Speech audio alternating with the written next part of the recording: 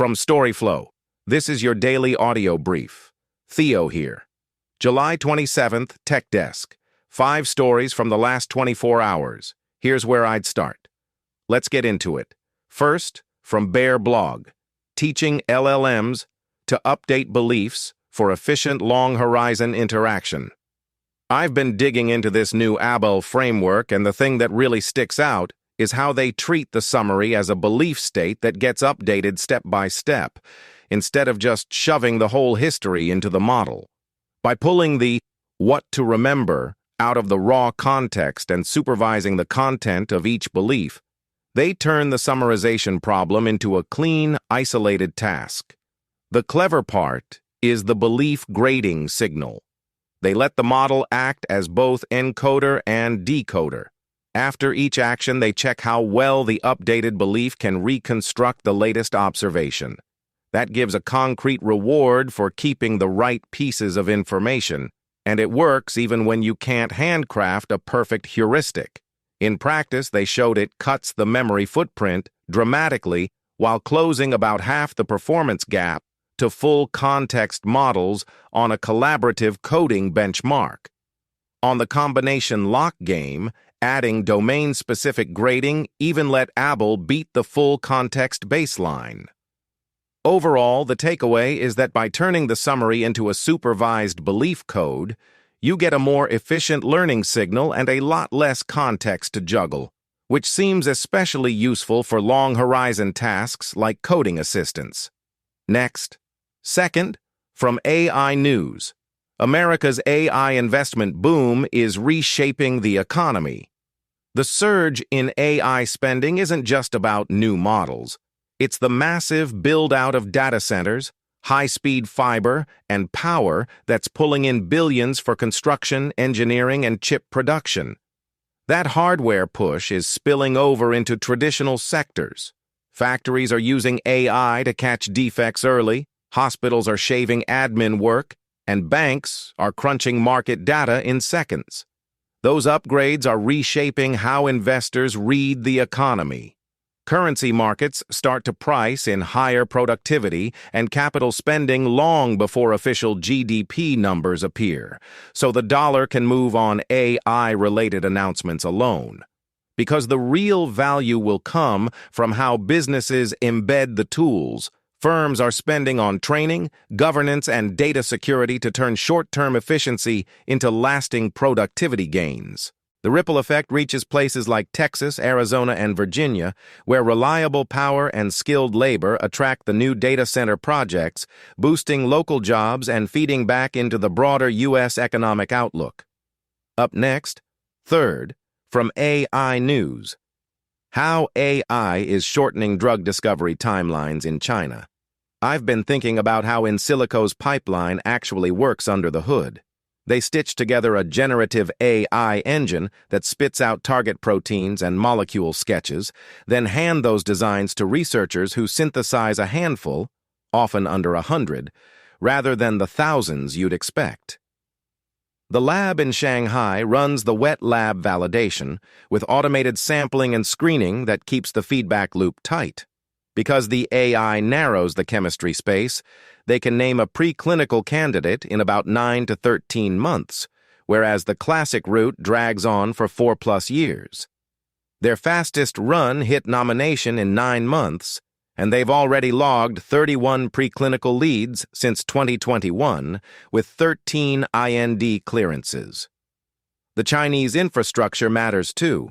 Lower operating costs, a fast-track review system, and a big-scale lab capacity let them shave roughly 2 years off the usual timeline. That's why a Pfizer exec says trials there can be 3 times faster and half the cost of Europe. On the people side, the company is reshaping its workforce.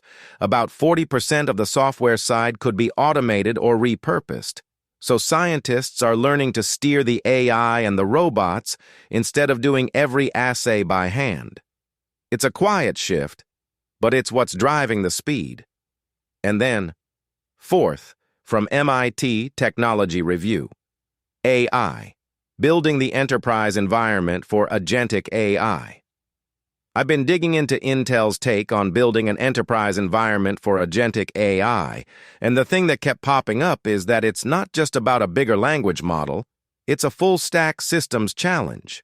They ran thousands of workload experiments and found that the real bottleneck shows up when you look at how many agents you can squeeze onto each virtual CPU, not just the raw number of agents. What surprised me was the shift in what you should be watching. Average CPU usage looks fine, but agents are bursty, hopping between waiting for model replies and short compute spikes. The sweet spot is to track the 95th percentile task latency. That tells you when queues are forming before the average task time even creeps up. And when you need more capacity, the data says scale out, add more nodes, is usually the better move, reserving scale up for those heavy compute memory-tight cases. Intel extended their open-source terminal bench harness to separate the agent's orchestration overhead from the LLM's variability, replaying deterministic LLM responses. That let them profile a wide mix of tasks, from compilation and database ops to video transcoding and ML training.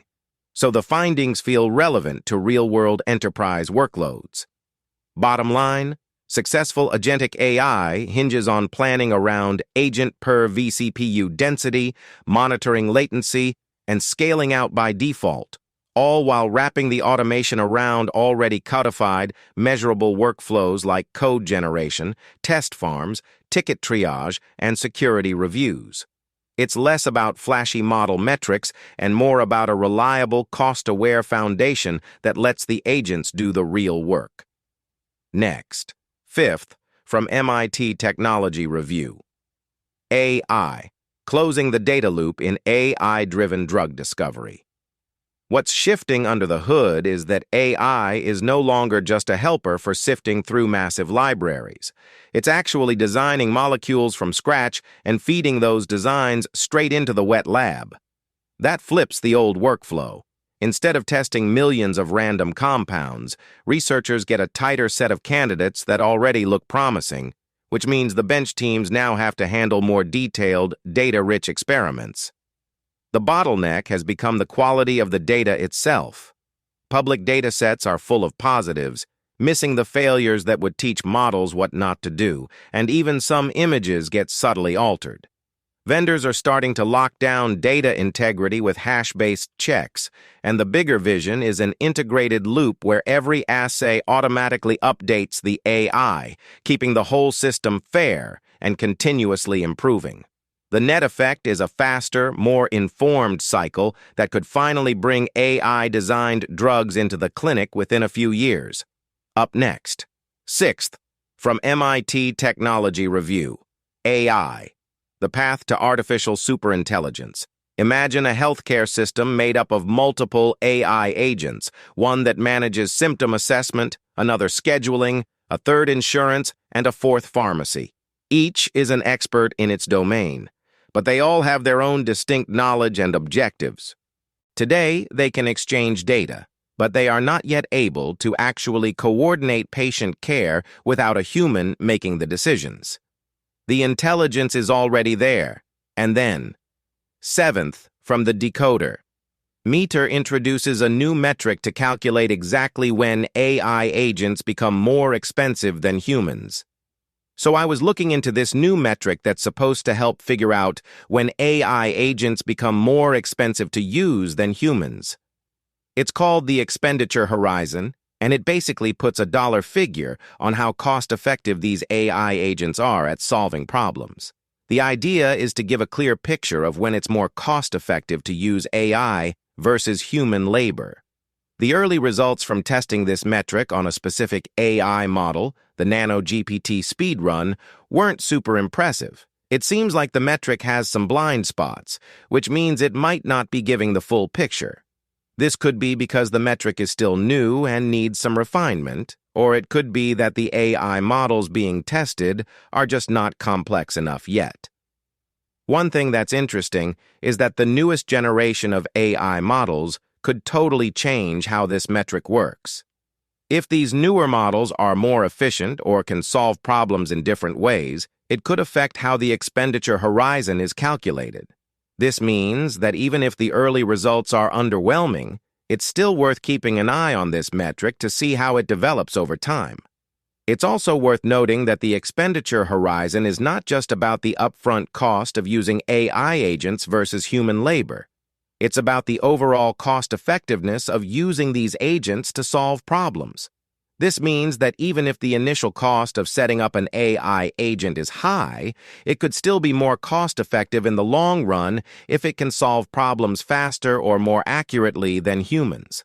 Overall, this new metric is an interesting development in the field of AI research. While it's still early days and there are some kinks to work out, it could potentially give us a better understanding of when and how to use AI agents in different contexts. Next, 8th, from Towards Data Science, How I Reproduced BM25, Dense Retrieval, and Splayed on a 16GB MacBook. I'm telling you, it's all about the math behind the scenes. So, the author of this post took on the challenge of reproducing 3 retrieval baselines on a 16GB MacBook: BM25, Dense Retrieval, and Splayed. What's crazy is that BM25, which is a pretty established model, crashed multiple times due to memory issues. The author had to dig into the code and optimize it to get it working. They also ran into issues with dense retrieval, which required a lot of memory and computation power. But the real kicker was Splayed, which is a more recent model that's supposed to be more efficient. It turned out that the author's MacBook just wasn't powerful enough to handle it, and they had to use a workaround to get it to work. Up next, 9th, from Towards Data Science, The Most Beautiful Statistic, The History and the Science of the Humble Mean. You know how we always talk about averages and how they're not always the best way to understand a data set? Well, it turns out the mean has a pretty rich history that's worth exploring. The ancient Greeks were actually one of the first to use the mean as a way to describe the center of a set of numbers, but it wasn't until the 17th century that the concept really started to take shape. A mathematician named John Graunt used the mean to analyze mortality rates in London, which was a pretty groundbreaking move at the time. Fast forward to the 19th century, and the mean becomes a crucial tool in statistics. Mathematicians like Carl Friedrich Gauss and Adolphe Quetelet start to develop the concept further, using it to study everything from weather patterns to human height. And it's not just about the math. The mean has real-world implications. For example, it's used in finance to calculate the average return on investment, and in medicine to understand the average lifespan of a patient. But here's the thing. The mean is not always the best way to understand a data set. Sometimes it's skewed by outliers or extreme values, which can give a misleading picture of the data as a whole. That's why we have other measures of central tendency, like the median and the mode. But the mean remains a powerful tool in statistics, and its history is a fascinating story of how math and science intersect. One of the most interesting things about the mean is how it's used in different fields. In economics, it's used to calculate the cost of living index, while in psychology, it's used to study personality traits. And in sports, it's used to calculate batting averages and other performance metrics. The mean is everywhere, and its versatility is part of what makes it so beautiful. So the next time you hear someone talking about averages, remember the rich history behind the mean. It's not just a simple math concept. It's a powerful tool that's been shaped by centuries of scientific inquiry and mathematical innovation. And then, 10th, from the decoder. Shared Claude chats were reportedly showing up in search engines. So I was looking into this thing where people were using Anthropic's Claude chatbot and having these private conversations. Right? And it turns out that some of those conversations were actually showing up in Google search results, which is pretty surprising.